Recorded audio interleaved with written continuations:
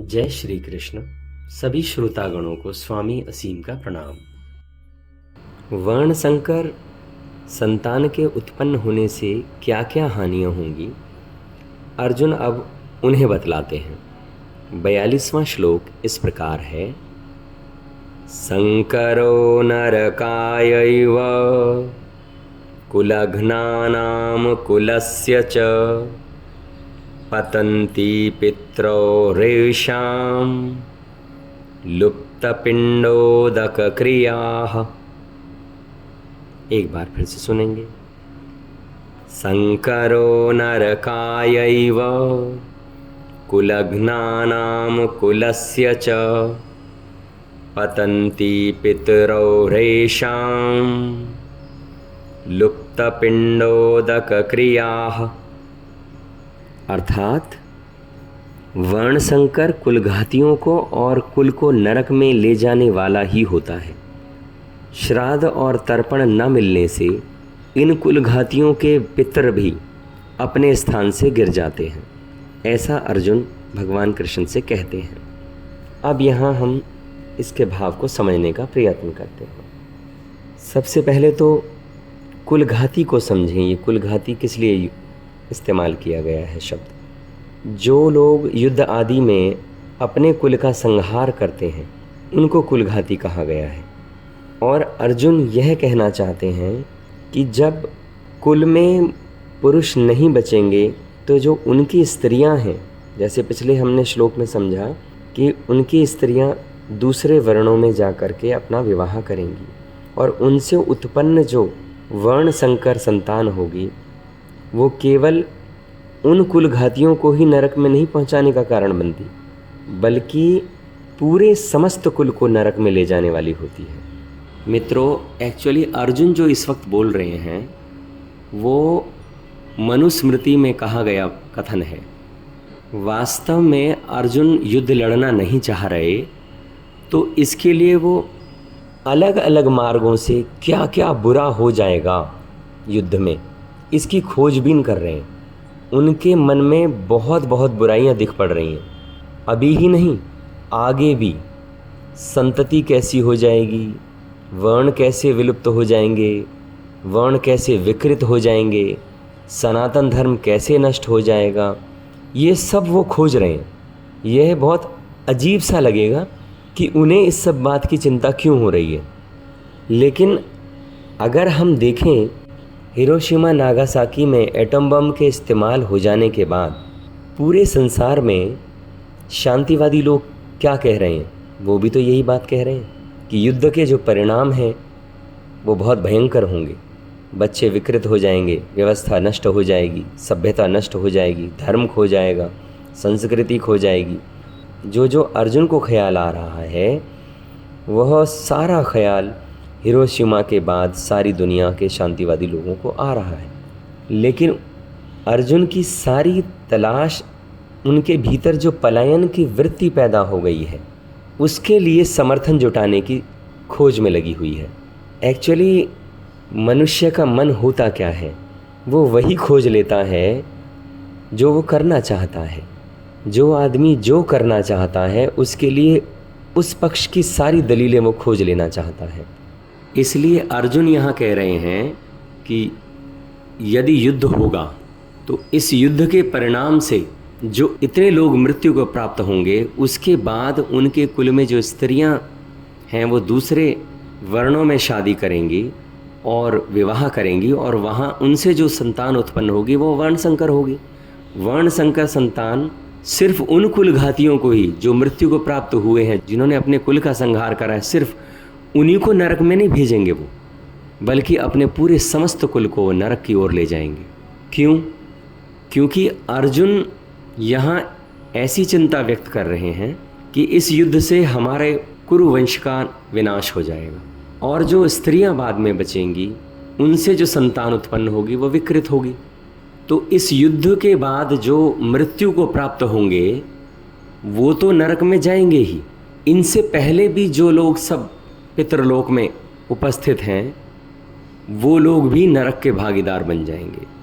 उनको जो श्राद्ध तर्पण करने वाली जो मिश्रित संतान होगी ये उस संस्कृति का पालन नहीं करेंगे। ये जो श्राद्ध तर्पण की क्रिया है, यह हम मनुस्मृति में सुनते हैं। हो सकता है अर्जुन ने भी मनुस्मृति का, ये समाज तो ऐसा ही था, ये उन्होंने भी सुना होगा। तो वो हर तरह से दलील देना चाहते हैं कि कृष्ण किसी तरह से मेरी इस बात को मान जाएं और मैं युद्ध से पलायन कर जाऊं।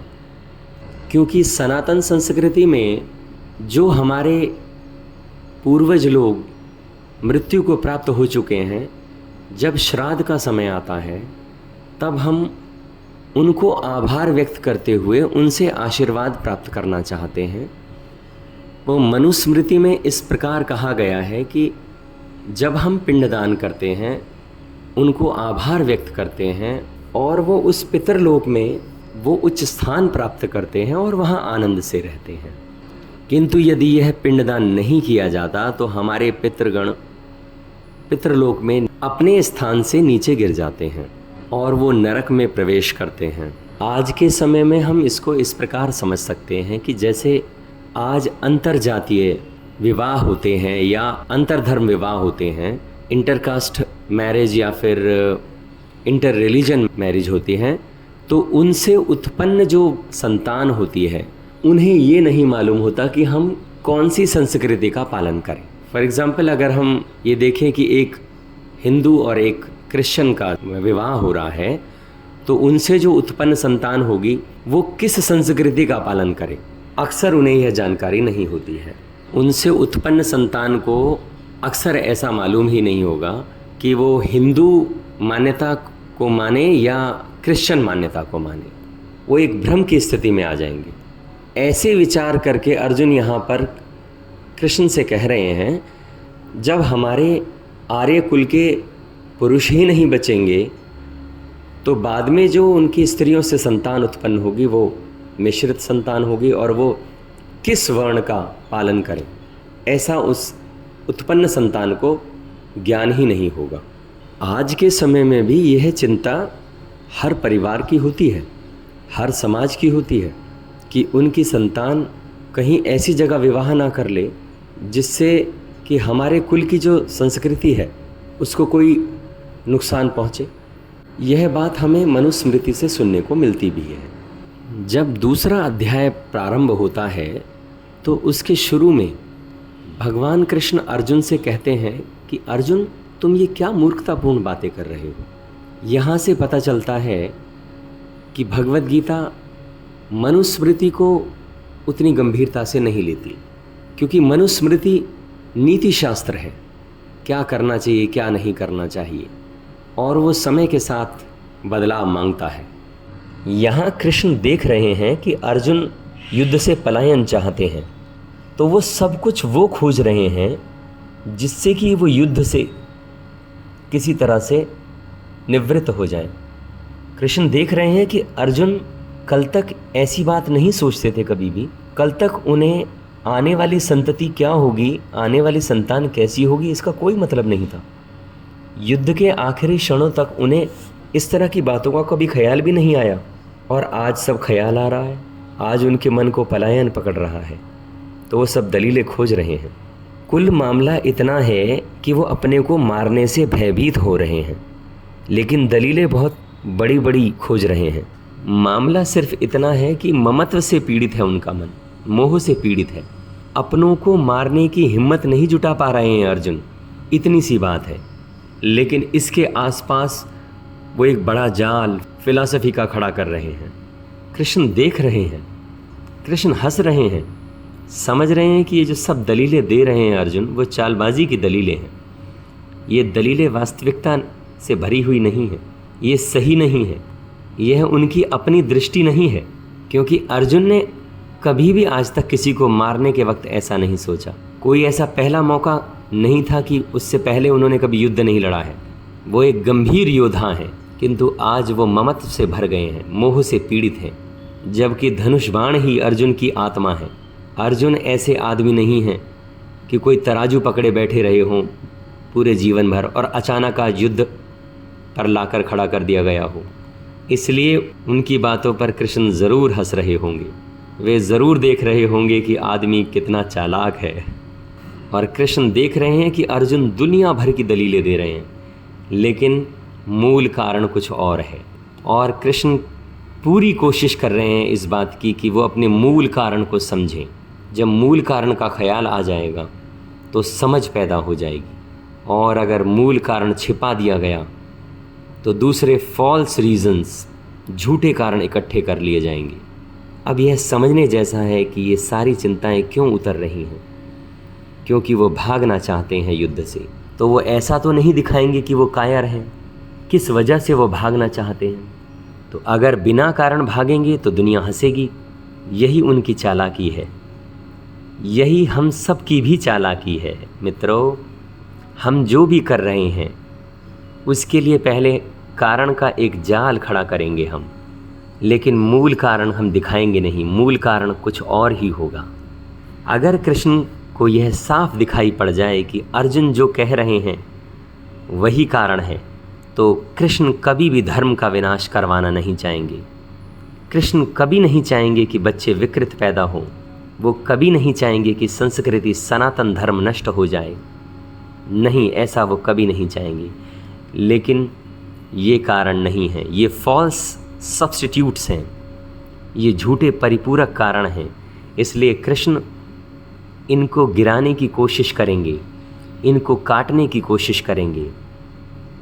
वे अर्जुन को वहाँ लाएंगे जहाँ मूल कारण है, क्योंकि मूल कारण से लड़ा जा सकता है, लेकिन झूठे कारणों से लड़ा नहीं जा सकता। इसलिए हम मूल को छिपा रहे हैं और झूठे कारणों में जीते हैं। यह अर्जुन की मनोदशा ठीक से पहचान लेनी ज़रूरी है। यह बुद्धि की चालाकी है। अर्जुन सीधा सीधा नहीं कह रहे कि मैं भाग जाना चाहता हूँ, नहीं होता मेरा मन अपनों को मारने का। ऐसी हिम्मत जुटा नहीं पा रहे हैं अर्जुन कहने के लिए, यह तो आत्मघात होगा, मैं जा रहा हूँ। सीधा नहीं कह रहे। दुनिया में कोई आदमी सीधा नहीं कहता। जो आदमी सीधा कहता है उसकी ज़िंदगी में क्रांति हो जाएगी। जो इर्छा तिरछा कहता है उसकी ज़िंदगी में कभी क्रांति नहीं होती। तो अक्सर हम झाड़ी के आसपास पीटना, बीटिंग अराउंड द बुश, ऐसा ही करते आए हैं। ऐसा ही अर्जुन भी कर रहे हैं। यहाँ पर अर्जुन अपने को बचाने के हजार हजार कारण खोज रहे हैं, और ममत्व के साथ हिम्मत जा रही है उनकी। इसलिए सीधी सीधी बात नहीं कर रहे हैं, सारी बातें इकट्ठी कर रहे हैं। इसलिए अर्जुन की सारे कारण सुनने और समझने जैसे हैं। हमारा चित्त भी ऐसा ही करता है। इस श्लोक में इतना ही, फिर मिलते हैं अगले श्लोक में। मैं स्वामी असीम आप सभी को प्रणाम करता हूं। मेरा प्रणाम स्वीकार करें। धन्यवाद।